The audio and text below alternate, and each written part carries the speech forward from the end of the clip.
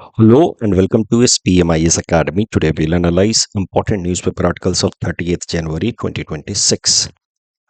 Please note you can download the PDF version of today's newspaper analysis by clicking the link given in the comment section. This is the list of the topics that we will be covering from today's newspaper. तो देखिए, आप सबको ये पता होगा कि कल हमने न्यूज़पेपर एनालिसिस के जगह पे पूरा इकोनॉमिक सर्वे जो कल पार्लियामेंट पे रखा गया उसका एनालिसिस किया। शाम को वो एनालिसिस मैंने किया था। वहाँ पे मैंने कहा था कि इस एनालिसिस में, इस 2 घंटे के एनालिसिस में इकोनॉमिक सर्वे की, मैं आपको स्केलेटन बताऊँगा। स्केलेटन मतलब मोटे-मोटे इम्पोर्टेंट पॉइंट्स, सारे एरियाज़ कवर करूँगा इकोनॉमिक सर्वे के जो 16 चैप्टर्स हैं। और फिर आने वाले 2-3 दिनों के न्यूज़पेपर एनालिसिस के थ्रू मैं उसमें फ्लेश एंड ब्लड ऐड करूँगा। मतलब पॉइंट सिंपल है कि लगभग पूरा सर्वे एक बार में कवर कर दिया कल के मैंने उस 2 घंटे के डिस्कशन में, और उसका एक नोट्स भी बना करके दे दिया आपको। कल के वीडियो में भी मैंने कहा था एनालिसिस के दौरान कि एक 25 सवालों का टेस्ट मैं रखूंगा इकोनॉमिक सर्वे के ऊपर, शाम 6 बजे रिलीज करूंगा, जो मैंने आज रिलीज कर भी दिया पोर्टल पे। तो आप पोर्टल पे जाकर के, एसपीएम पोर्टल पे जाकर के इकोनॉमिक सर्वे डिस्कशन के बेसिस पे टेस्ट भी दे सकते हैं। Now today both the Hindu and Indian express newspaper is full of economic survey के अलग अलग एस्पेक्ट्स के बारे में। तो इसकी मदद से आज हम लोग और भी खूब सारी चीज़ें इकोनॉमिक सर्वे में जो बातें रखी गई हैं उसको हम लोग सीखेंगे, जो हमारे प्रीलिम्स एंड मेंस एग्जाम के लिए इंपॉर्टेंट हो सकता है। तो आज कई सारे आर्टिकल्स हैं इकोनॉमिक सर्वे से रिलेटेड। इसीलिए टॉपिक 1 जो है, it is not just one topic, it is set of या group of many topics. Economic survey पे हम डिस्कशन करेंगे, A B C D करके बहुत सारे टॉपिक्स कवर करेंगे। क्योंकि आज बहुत सारे आर्टिकल्स हैं, छोटे छोटे हैं बट बहुत सारे आर्टिकल्स हैं इकोनॉमिक सर्वे से रिलेटेड। इसी कारण से आज का न्यूज़पेपर एनालिसिस कंपाइल करने में मुझे बहुत समय लग गया। शाम के टाइम में मैं रिलीज कर रहा हूँ। तो चलिए शुरू करते हैं। बट आज का डिस्कशन के बाद हमारा इकोनॉमिक सर्वे लगभग कंप्लीट हो जाएगा। कल का जो डिटेल डिस्कशन है प्लस आज न्यूज़पेपर एनालिसिस में जो भी हम चर्चा करेंगे, इसके साथ हमारा इकोनॉमिक सर्वे कंप्लीट हो जाएगा। We would be completely ready for our prelims and mains exam as far as economic survey is concern. तो चलिए क्विकली देखना शुरू करते हैं। तो first topic is about global risk scenario outlined by economic survey 2026। Economic perspective से important है।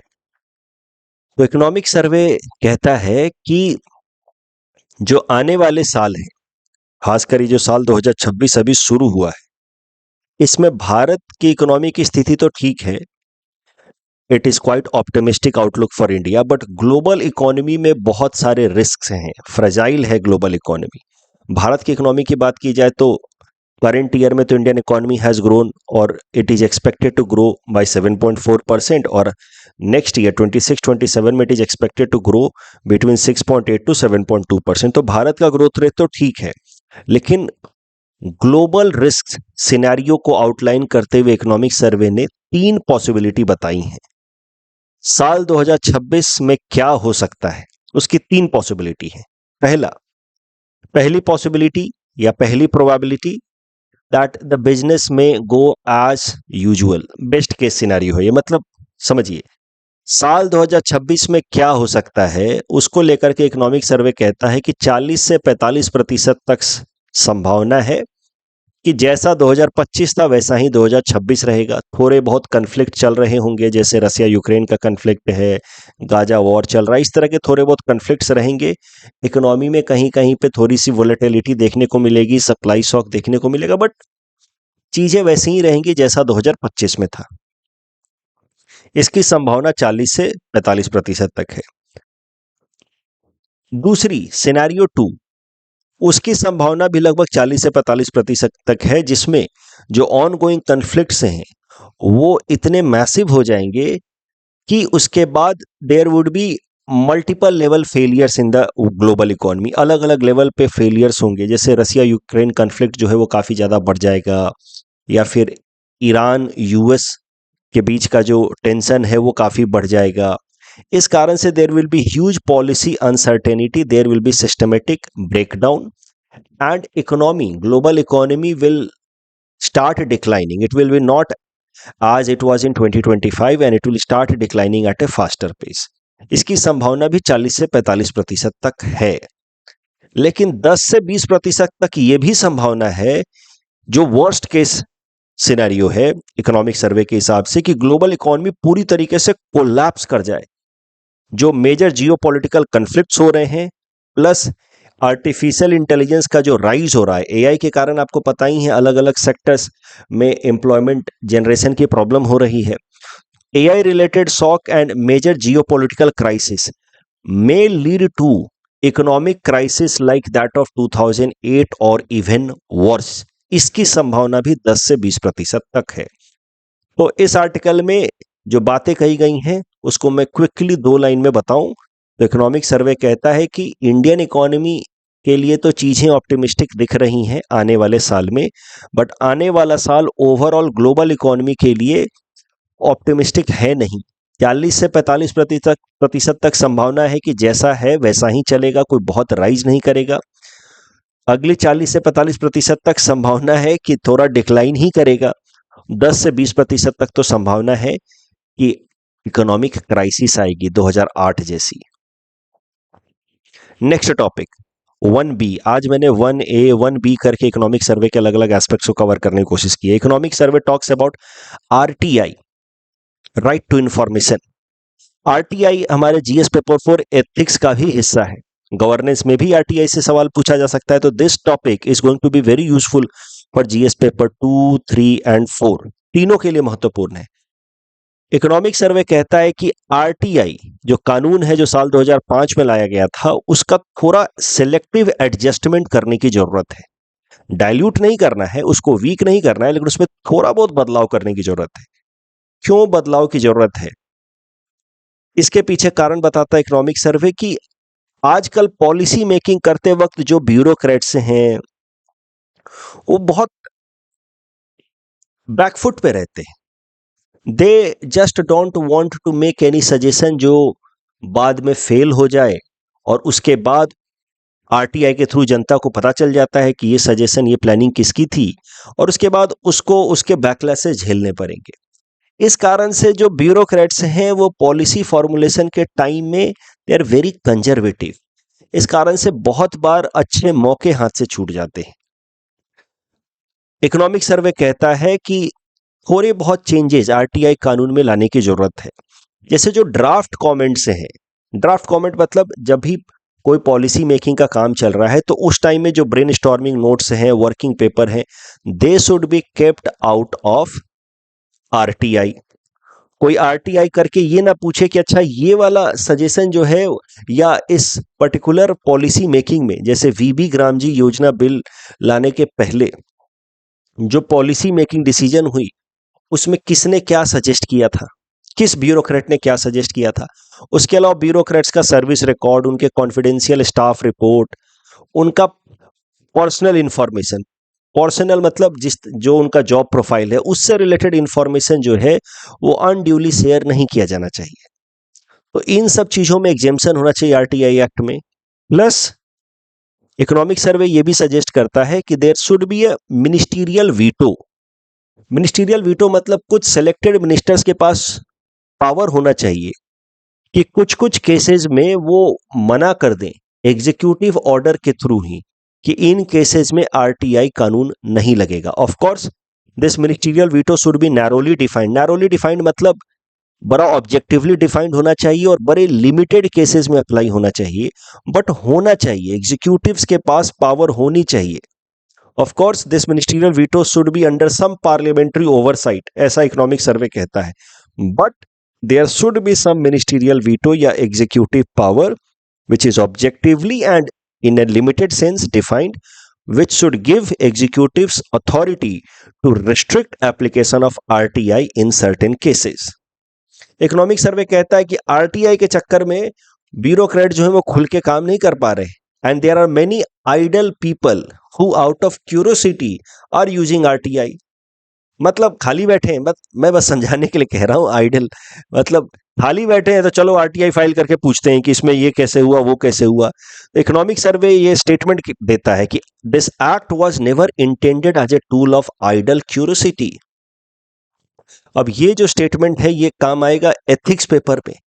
खाली बैठे लोग जो हैं आरटीआई को एक हथियार की तरह इस्तेमाल कर रहे हैं against the government officers, and this is making them very fragile. Government officers are developing cold feet while framing policies. They are becoming very conservative.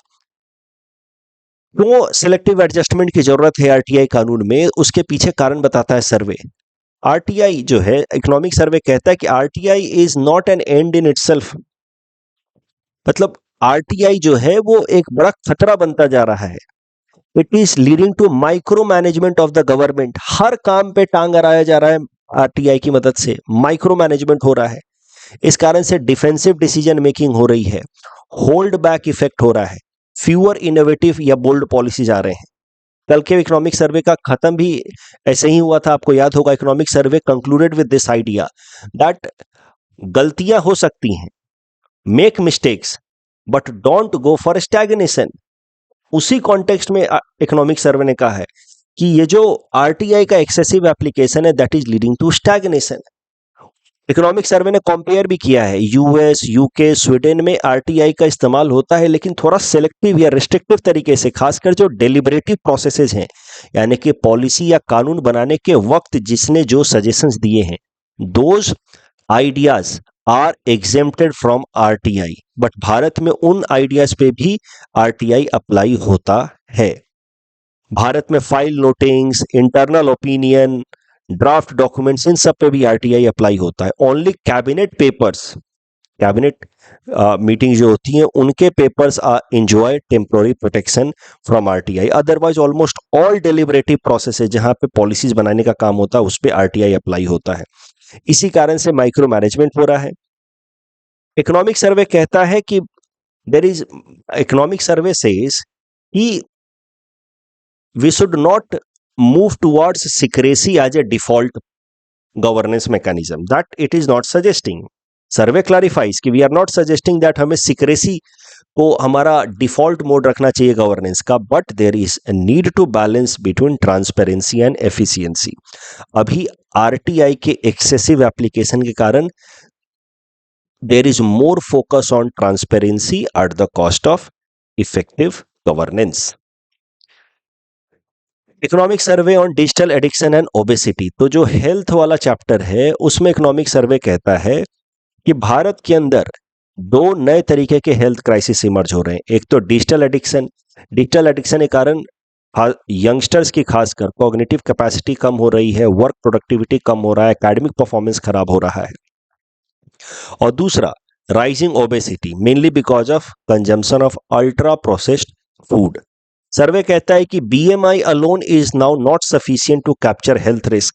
ऊपर से सब ठीक दिखता है लेकिन अंदर से अलग अलग हेल्थ चैलेंजेस इमर्ज हो रहे हैं, cognitive as well as physical level पे। तो ये चैप्टर में इकोनॉमिक सर्वे ने एक महत्वपूर्ण बात कही है, जो हेल्थ रिलेटेड अगर कोई सवाल आया मेंस में तो आप कंक्लूजन में इस्तेमाल कर सकते हैं, गवर्नेंस के या इंडियन इकोनॉमी के। इकोनॉमिक सर्वे कहता है कि India's health challenge is shifting from undernutrition to behaviour driven lifestyle risk. जो डेवलप्ड देशों के अंदर समस्या थी, जैसे अमेरिका और यूरोपियन देशों में ओबेसिटी की समस्या ज़्यादा है, यूएस में खासकर, अब वो समस्या भारत में भी देखने को मिल रही है, that is lifestyle related risk.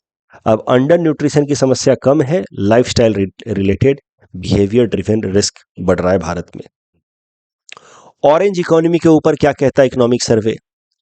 देखिए, ऑरेंज इकोनॉमी होता क्या है, हमने अपने न्यूज़पेपर एनालिसिस में पहले भी देखा है। ऑरेंज इकोनॉमी के लिए दूसरा शब्द इस्तेमाल होता है creative economy. Creative economy where creative culture and intellectual property comes together. Orange economy में आती है film industry, music industry, video games, fashion design, content creation on YouTube, podcast, book publishing and live entertainment sector, जैसे कि जो live programmes होते हैं, concerts वगैरह होते हैं, they are also considered as part of orange economy. Orange economy के लिए कहा जाता है कि इसका जो मेन रॉ मटेरियल है वो लेबर या नेचुरल रिसोर्सेज नहीं है। ऑरेंज इकोनॉमी का मेन जो रॉ मटेरियल है वो है ideas and imagination. Orange economy India में बूम कर रहा है, इसके कारण नए नए एम्प्लॉयमेंट अपॉर्चुनिटीज क्रिएट हो रहे हैं, भारत के लिए सॉफ्ट पावर जनरेट हो रहा है, ये सब तो है ही।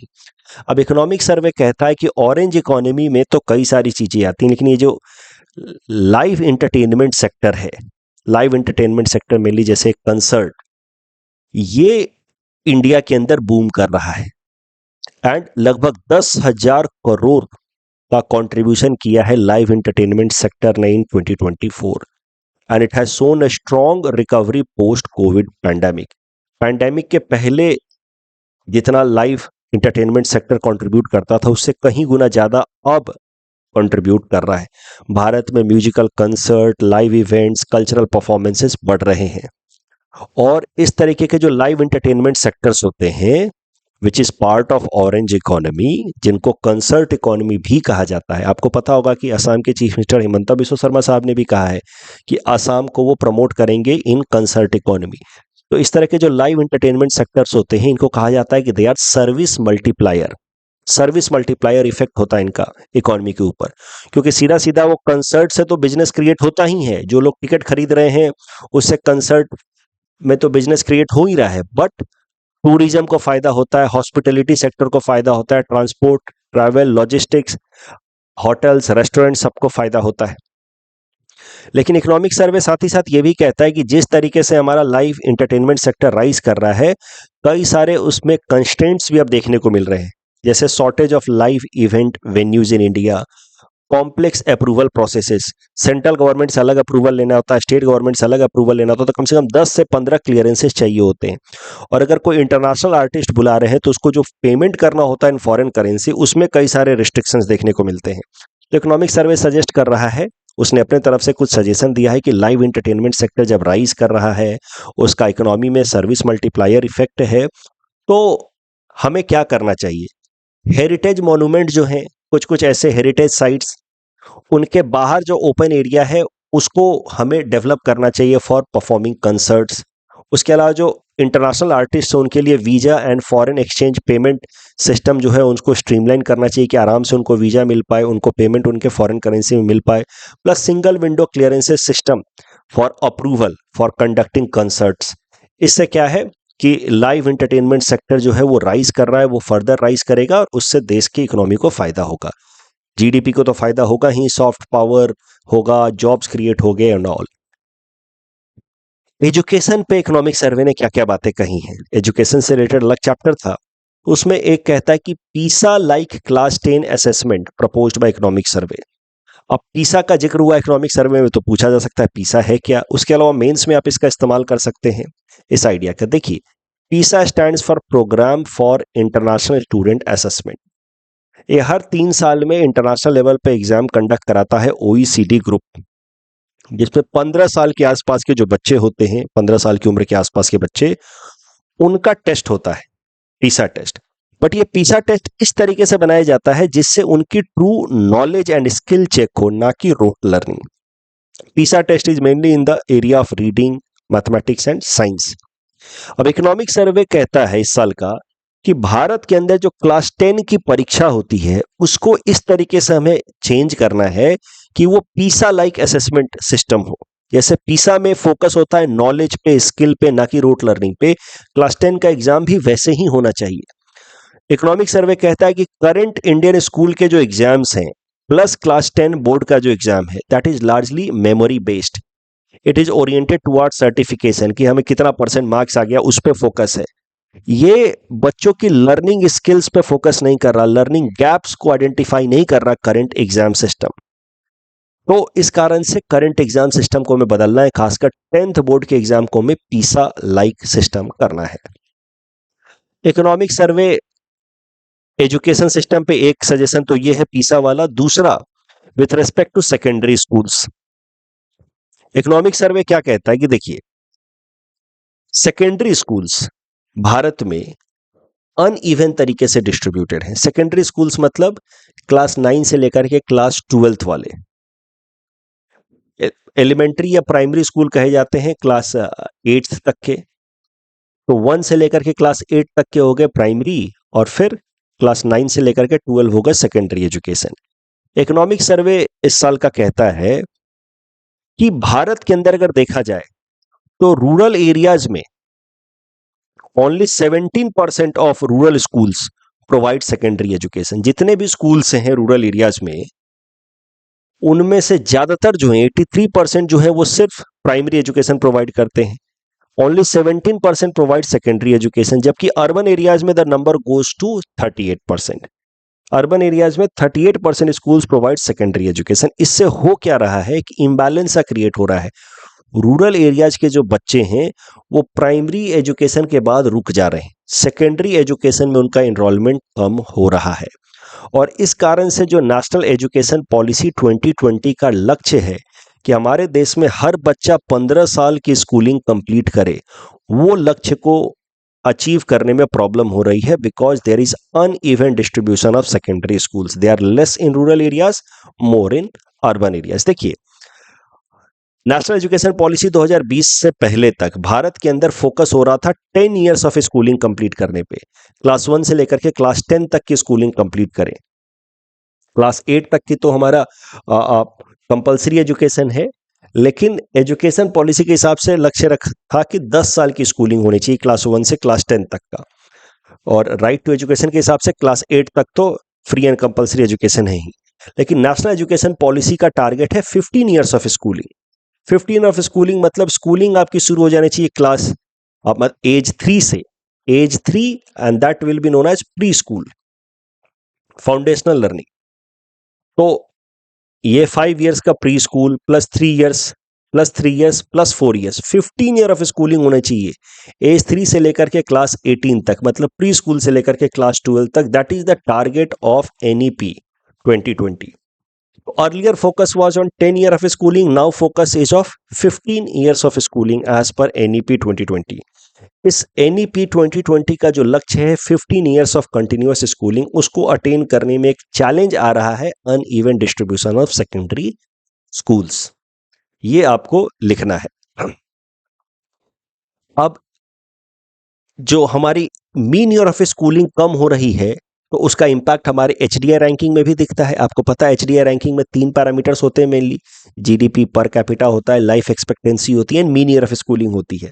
तो मीन ईयर ऑफ स्कूलिंग को बढ़ाने की कोशिश कर रहा है NEP with aim of 15 years of schooling, जिससे हमारा HDI score and ranking improve हो। Economic survey suggestion on AI artificial intelligence application.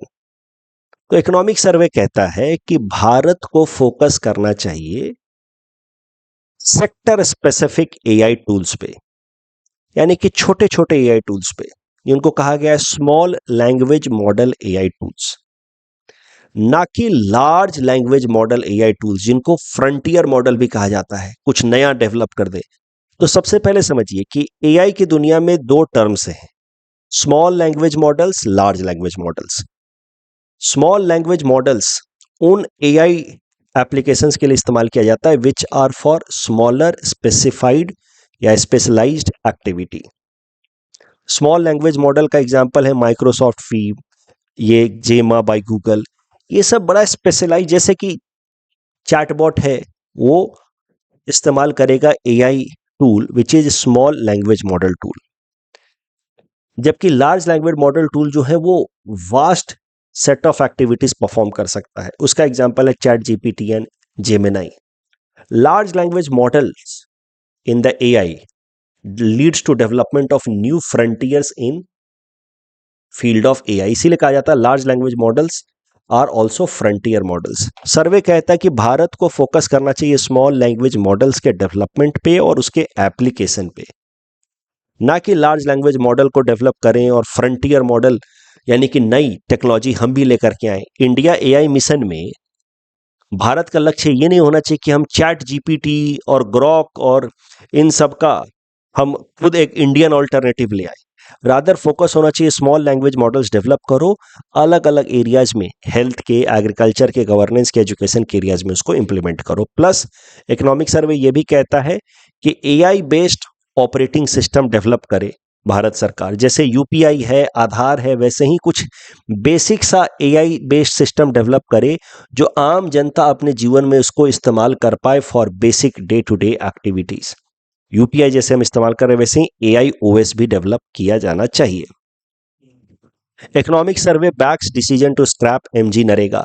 MG NREGA को रिमूव करके अब उसके जगह पे ला दिया गया है वीबी ग्रामजी योजना, आपको पता है। इकोनॉमिक सर्वे ने उसको सपोर्ट किया है। अब देखिए, ये सब पॉइंट्स आपके काम आएंगे मेंस के आंसर लिखने में। अगर मान लीजिए वीबी ग्रामजी योजना पे प्रश्न आ गया मेंस में, तो आपको दोनों के पॉइंट्स में अंतर बताने हैं कि वीबी ग्रामजी योजना में क्या है, 125 दिन का रोजगार मिलेगा लेकिन सिलेक्टिव तरीके से मिलेगा, 2 महीने का गैप होगा, ये सब बताना होगा। एमजी नरेगा में क्या था, वीबी ग्रामजी में क्या है, ये सब बताना होगा। ये सब तो मैंने पढ़े करा ही चुका हूँ न्यूज़पेपर एनालिसिस में। अब आप जब arguments in favour and against लिख रहे हो तो वहां पे आप मेंशन करेंगे। जब आप वीबी ग्रामजी योजना के फेवर में आर्गुमेंट लिख रहे होंगे तो आप मेंशन करेंगे कि इकोनॉमिक सर्वे आल्सो सजेस्टेड या supported this idea. Economic survey ने कहा कि जो एमजी नरेगा को रिमूव करके भारत सरकार लेकर के आई है वीबी ग्रामजी योजना, ये सही फैसला है। सर्वे ने कहा कि जब एमजी नरेगा को लाया गया था साल 2005 में, उस वक्त के लिए MG NREGA scheme was right, क्योंकि उस टाइम में देश में गरीबी ज्यादा थी।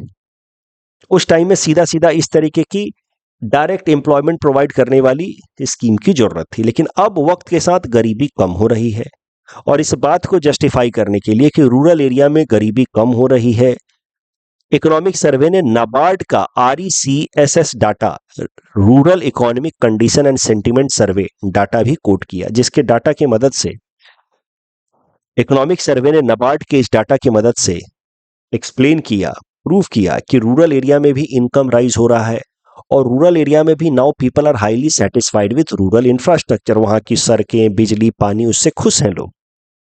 क्योंकि एमजी नरेगा का 2 काम था, एक तो रूरल एम्प्लॉयमेंट अपॉर्चुनिटी क्रिएट करता था, साथ ही साथ रूरल इंफ्रास्ट्रक्चर भी क्रिएट हो जाता था, क्योंकि लोगों को एम्प्लॉयमेंट का काम दिया जाता था रूरल इंफ्रास्ट्रक्चर के डेवलपमेंट में लिए, रोड बना दो, कुएं खोद दो।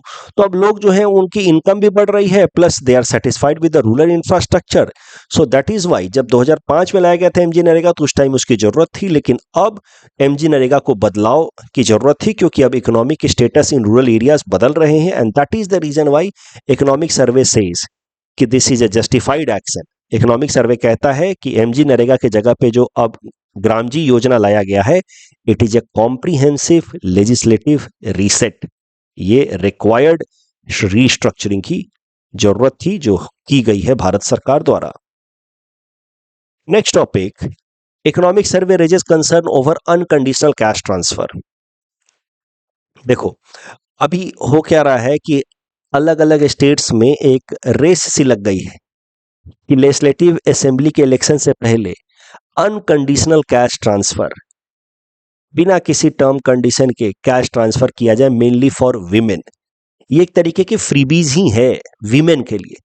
इन the name of women empowerment, now states, specially the state governments before legislative assembly election, they are resorting to unconditional cash transfer. अलग अलग स्टेट्स में अलग अलग स्कीम चल रही है, जैसे लाडली बहना योजना गृह इन मध्य प्रदेश, गृह लक्ष्मी स्कीम इन कर्नाटका, माझी लड़की बहन योजना महाराष्ट्र, सुभद्रा योजना इन उड़ीसा, लक्ष्मी भंडार स्कीम वेस्ट बंगाल। इस तरीके से अलग अलग स्टेट जो हैं वो अनकंडीशनल कैश ट्रांसफर स्कीम लेकर के आ रहे हैं फॉर वीमेन। अब इकोनॉमिक सर्वे कहता है कि such kind of unconditional cash transfer schemes are a matter of concern even if it is for women, yet it is a matter of concern. Bihar में भी अभी इलेक्शन से पहले 10,000 योजना आ गया, एक तरीके से विमेन के अकाउंट में 10,000 रुपए डाल दिए गए, जिसको माना गया कि एक मेजर रोल प्ले किया उसने in deciding the legislative assembly election decisions. तो इकोनॉमिक सर्वे कहता है कि जो अनकंडीशनल कैश ट्रांसफर है फॉर विमेन, ये लगातार बढ़ रहा है। साल 2025-26 में स्टेट गवर्नमेंट्स ने कंबाइंड तरीके से 1.7 लाख करोड़ रुपए ट्रांसफर किए हैं in unconditional cash transfer manner, and the number of states have now increased by 5 times. 2022-23 में जितने स्टेट्स इसको इंप्लीमेंट कर रहे थे इस तरीके का स्कीम, उसके मुकाबले अब 5 गुना ज्यादा स्टेट्स इसमें लगे हैं, और आने वाले टाइम में और भी स्टेट्स इस डायरेक्शन में जा रहे हैं। इससे प्रॉब्लम क्या हो रही है, स्टेट्स के ऊपर फिस्कल बर्डन बढ़ रहा है और उनका रेवेन्यू एक्सपेंडिचर बढ़ रहा है। कल भी मैंने आपको इकोनॉमिक सर्वे के मेन डॉक्यूमेंट में भी दिखाया था कि साल 2020-21 के बाद से स्टेट्स का जो एवरेज फिस्कल डेफिसिट है वो 2.8% है, लेकिन in the year 2025 it has shot up to now 3.2%। तो स्टेट्स अब अनकंडीशनल ट्रांसफर कर रहे हैं स्पेशली टू वीमेन, जिस कारण से उनका फिस्कल बर्डन बढ़ रहा है, रेवेन्यू एक्सपेंडिचर बढ़ रहा है। Economic survey calls for relaxing FRBM for central government. देखिए, एफआरबीएम कानून आपको पता है साल 2003 में लाया गया। लक्ष्य था कि साल 2008 तक फिस्कल डेफिसिट को रिड्यूस कर देना है to 3% of the GDP and revenue deficit को एलिमिनेट कर देना है। लेकिन क्लास में हम लोग देखते हैं, मैंने आपको पढ़ाया है, आई होप आप रिकॉल कर पा रहे होंगे कि बार बार एफआरबीएम के टारगेट्स को एक्सटेंड किया गया, डेफर किया गया। इनफैक्ट इकोनॉमिक सर्वे नोट करता है, ये फैक्ट इंपॉर्टेंट है, कि एफआरबीएम का जो लक्ष्य है 3% ऑफ फिस्कल डेफिसिट का, वो बस एक बार ही अचीव हुआ है। जब से एफआरबीएम कानून लाया गया है तब से सिर्फ एक साल ही ऐसा हुआ है कि एफआरबीएम का जो लक्ष्य है 3% ऑफ द फिस्कल डेफिसिट वो अचीव हुआ है। अब इससे प्रॉब्लम क्या होती है? भारत सरकार की फिस्कल क्रेडिबिलिटी जो है वो खराब होती है। आप अपने लिए कोई लक्ष्य बनाते हैं और वो लक्ष्य आप कभी हासिल ही नहीं कर पाते हैं तो आपकी क्रेडिबिलिटी तो खराब होगी ही। पैंडेमिक के बाद से भारत सरकार फॉलो कर रही है एक fiscal glide path with respect to fiscal deficit. वो आपको पता है, पैंडेमिक के टाइम में suddenly the fiscal deficit shot up to 9.2% of the GDP. Since then, the government of India is reducing its fiscal deficit in a very disciplined manner, जिसको कहा गया है फिस्कल ग्लाइड पाथ, जिसके हिसाब से साल 2025-26 में जो ऑन गोइंग ईयर है उसमें जाकर रिड्यूस करते करते फिस्कल डेफिसिट को ले आना था 4.5% पे, जिसको लगभग भारत सरकार ने अचीव कर लिया है। तो अब जो बजट आएगा 1 फरवरी को, उसमें नए फिस्कल डेफिसिट के टारगेट्स रखे जाएंगे फॉर नेक्स्ट 5 ईयर्स, वो हम लोग देखेंगे। इकोनॉमिक सर्वे कहता है कि पिछले 5 साल से भारत सरकार कम से कम कमिटेड तरीके से अपना फिस्कल ग्लाइड पाथ को फॉलो कर रही है, जिस कारण से उसकी थोड़ी सी क्रेडिबिलिटी इंप्रूव हुई है। जो फिस्कल एफआरबीएम कानून के लाने के बाद और हर साल उसके कानून के जो टारगेट था उसको डेफर करते रहते थे, टारगेट ईयर को हम डेफर करते रहते थे। इनफैक्ट इतने सालों में बस एक बार एफआरबीएम के टारगेट को हमने हासिल किया, जिससे हमारी क्रेडिबिलिटी खराब हुई थी, हमारी मतलब सरकार की। लेकिन पैंडेमिक के बाद से सरकार बड़ा स्ट्रक्चर तरीके से चल रही है, कम से कम जो फिस्कल ग्लाइड पाथ है उसके टारगेट को पूरा करते हुए चल रही है, जिस कारण से उसकी क्रेडिबिलिटी इंप्रूव हुई है। तो अब सरकार को सजेस्ट किया है इकोनॉमिक सर्वे ने कि अब जो नया एफआरबीएम का टारगेट आप बनाएं वो थोड़ा फ्लेक्सिबल रखें ताकि सरकार उसको अचीव कर पाए। थोड़ा सा अचीवेबल रखें, फ्लेक्सिबल रखें ताकि सरकार उसको अटेन कर पाए। ऐसा ना करें कि जो उसमें बड़ा स्ट्रिंजेंट टारगेट वापस से रख दें और जिसको अचीव ना कर पाए, तो उससे फिर से हमारी क्रेडिबिलिटी खराब होगी सरकार की। जब क्रेडिबिलिटी खराब होती है तो बहुत सारी समस्याएं होती हैं, including one that foreign market में हमारी रेटिंग खराब कर देते हैं इंटरनेशनल रेटिंग एजेंसीज वाले, कि तुम अपना टारगेट तो खुद पूरा कर नहीं पाते हो फिस्कल पॉलिसी का, तुम्हारी रेटिंग कैसे अच्छी हो सकती है। तो इन सब कारणों को ध्यान में रखते हुए economic survey suggest for relaxed FRBM norm for centre for next 5 years, जो अब बजट में हमें देखने को मिलेगा। Economic survey on cutting down carbon emission should not be top priority. Economics, ये इन्वायरमेंट पर्सपेक्टिव से भी इंपॉर्टेंट हो सकता है। इकोनॉमिक सर्वे कहता है कि ठीक है, ग्लोबल वार्मिंग हो रहा है, मानते हैं, बट ग्लोबल वार्मिंग को रोकना यानी कि कार्बन इमिशन को कट डाउन करना भारत का टॉप मोस्ट प्रायोरिटी नहीं होना चाहिए। सर्वे कहता है कि क्लाइमेट चेंज के कारण फूड प्रोडक्शन पे नेगेटिव इंपैक्ट होता है, लाइवलीहुड पे होता है, ह्यूमन वेलफेयर पे होता है, ये सब मानते हैं। Yet climate change is not going to be a civilisational collapse और climate change is not going to cause civilisational collapse. मतलब ऐसा कोई बहुत कयामत सी नहीं आ जाएगी। इकोनॉमिक सर्वे अब ग्राउंड बना रहा है डोनाल्ड ट्रंप की तरह। डोनाल्ड ट्रंप तो सीधा रिजेक्ट कर देता है कि क्लाइमेट चेंज वाले बातें बेकार हैं, इकोनॉमिक सर्वे भी ग्राउंड प्रिपेयर कर रहा है कि देखो, ग्लोबल वार्मिंग को कंट्रोल करना है लेकिन डेवलपमेंट भी जरूरी है, इकोनॉमिक डेवलपमेंट। और फिर इकोनॉमिक सर्वे अब सजेस्ट क्या करता है कि हमारा ज्यादा ध्यान होना चाहिए एडेप्टेशन पे, ना कि मिटिगेशन पे। देखिए, mitigation and adaptation, these are two approaches to deal with global warming and climate change. Mitigation focuses on cutting down greenhouse gas emissions, while adaptation focuses on learning to live with global warming and greenhouse gas emission। कि global warming थोड़ा बहुत हो रहा है तो होने दें, but हम उसके बावजूद भी ग्रो करते और हमारे जीवन पे बहुत ज्यादा निगेटिव इम्पैक्ट ना हो, उसको कहा जाता है अडेप्टेशन टेक्निक। तो इकोनॉमिक सर्वे कहता है कि adaptation should be given more importance over mitigation. मतलब इनडायरेक्टली सर्वे कह रहा है कि थोड़ा बहुत ग्लोबल वार्मिंग हो रहा है तो होने दो, अडेप्ट कर लेंगे, लेकिन डेवलपमेंट होते रहना चाहिए। Development first approach economic survey कहता है इकोनॉमिक सर्वे की डेवलपमेंट होगा तो देश हमारा इकोनॉमिकली पावरफुल होगा। जब इकोनॉमिकली पावरफुल होगा तो हम ग्रीन एनर्जी सॉल्यूशंस ले आएंगे अपने देश में, ग्रीन टेक्नोलॉजी ले आएंगे। तो डेवलपमेंट फर्स्ट अप्रोच होना चाहिए, ना कि इन्वायरमेंट फर्स्ट अप्रोच। तो ये इंदिरा गांधी जी वाला जो स्टेटमेंट था स्टॉकहोम कॉन्फ्रेंस में जो उन्होंने दिया था कि poverty is our biggest pollutant, वैसे ही कुछ सेंटिमेंट साइन कर रहा है इकोनॉमिक सर्वे इस आइडिया में। उसके बाद इकोनॉमिक सर्वे के कुछ और भी पॉइंट्स हैं जो मैंने एक साथ 3-4 आर्टिकल को एक साथ क्लब करके यहां कवर कर दिया। Other points mentioned by economic survey, जैसे ethanol blending. Ethanol blending policy जो है भारत सरकार की, इसमें 20% एथेनॉल ब्लेंड करके बेचना है पेट्रोल के साथ, E20 जिसको कहा जाता है।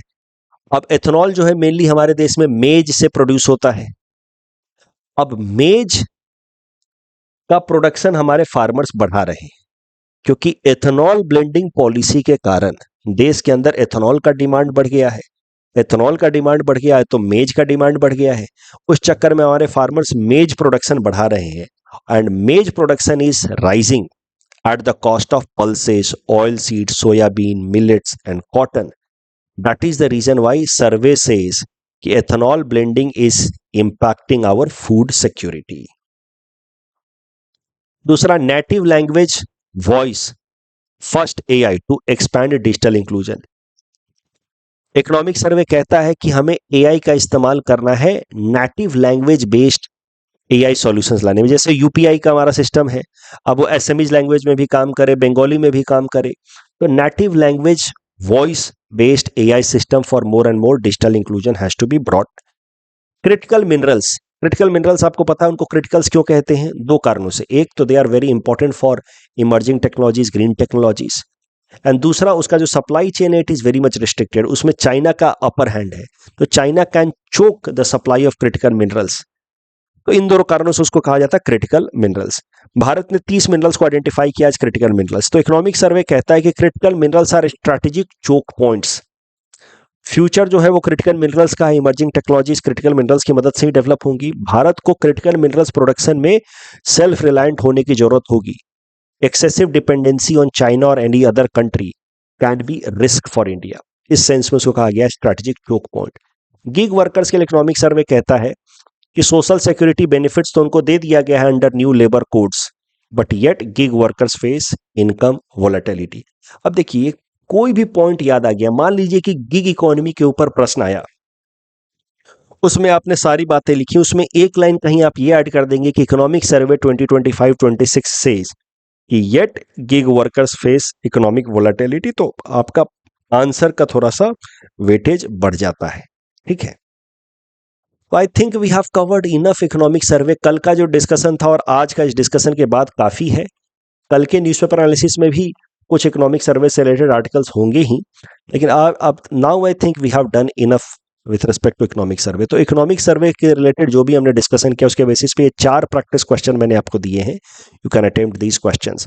इसके अलावा 2 छोटे छोटे टॉपिक्स हैं, इसको जल्दी से देख लेते हैं। जो कि मैंने आपको यूजीसी गाइडलाइंस के बारे में बताया था, तो आज उसके आगे क्या डेवलपमेंट हुई है वो भी देख लीजिए। सुप्रीम कोर्ट ने यूजीसी गाइडलाइंस पे रोक लगा दी है अभी के लिए। UGC guidelines with respect to caste bias, उस पे अभी के लिए रोक लगा दी है। It has been put into abeyance by Supreme Court. Supreme Court ने कहा है कि ये जो गाइडलाइंस हैं दे हैव स्वीपिंग कॉन्सिक्वेंसेस, ये समाज को डिवाइड कर सकता है, इसलिए अभी के लिए उस पर रोक लगा दिया गया, उसको थोड़ा सा डाइल्यूट किया जाएगा। दूसरा, बीटिंग रिट्रीट सेरेमनी। देखिए बीटिंग रिट्रीट सेरेमनी होता क्या है, जब रिपब्लिक डे सेलिब्रेशन हो जाता है 26 जनवरी को, उसके बाद 29 जनवरी को हमारी जो आर्म्ड फोर्सेज हैं जो रिपब्लिक डे सेलिब्रेशंस के लिए आती हैं इंडिया गेट के पास, they go back to their barracks, और इसी सेरेमनी को कहा जाता है beating retreat ceremony. Beating retreat, our armed forces are going back to their barracks. It happens on 29 January at Vijay Chowk. इसके साथ ही बीटिंग रिट्रीट सेरेमनी के साथ ही हम मानते हैं कि there is formal end of republic day celebration. तो कल बीटिंग रिट्रीट सेरेमनी हो गई 77th रिपब्लिक डे सेलिब्रेशन की। बीटिंग रिट्रीट सेरेमनी से रिलेटेड एक बात याद रखिएगा कि बीटिंग रिट्रीट सेरेमनी में 1950 से लेकर के 2022 तक 2022 तक जो सॉन्ग प्ले किया जाता था हमारे आर्म फोर्सेस द्वारा, that was abide with me, written by Scottish poet Henry Francis Lyte. This song या hymn was favourite of Mahatma Gandhi as well. But in 2022 government of India decided कि नो, हम लोग ये फॉरेन के गाने नहीं बजाएंगे and we replaced it with Ae Mere Watan Ke Logo written by कवि Pradeep. It was written, Ae Mere Watan Ke Logo was written in the wake of 1962 Sino India war. तो उसको बजाया जाना शुरू कर दिया गया बीटिंग रिट्रीट सेरेमनी के दौरान. इस साल 2026 के बीटिंग रिट्रीट सेरेमनी में जय हो, कदम कदम बढ़ाया जाए, ये गाने भी बजाए गए. मतलब ध्यान ये रखना है कि ये जो स्कॉटिश सॉन्ग है अब ये नहीं बजता है. ये जो basically abide with me English song है ये नहीं बजता अब बीटिंग रिट्रीट सेरेमनी में. 2022 से इसको बंद कर दिया गया है. लास्ट टू लास्ट डे, यानी कल तो हमने इकोनॉमिक सर्वे देखा था, उसके पिछले दिन हमने जो प्रैक्टिस क्वेश्चन देखा था यूजीसी से रिलेटेड, उसमें करेक्ट आंसर होगा A only. The third statement is wrong. This is not advisory guideline. जो यूजीसी ने रिलीज किया था दैट वाज मैंडेटरी. अगेन यहाँ पे सेकंड स्टेटमेंट रॉन्ग है. India European Union free trade agreement covers trade in goods and services also. Second statement is wrong. यहाँ पे दोनों स्टेटमेंट सही है. इंडिया यूरोपियन यूनियन का जो security and defence partnership establishes framework for cooperation area such as maritime security, cyber security, ये सब तो ठीक है. And also talks about classified information sharing. That statement is also correct. M Stripes is about conservation of tigers. That's all from our side for today. Thanks for watching.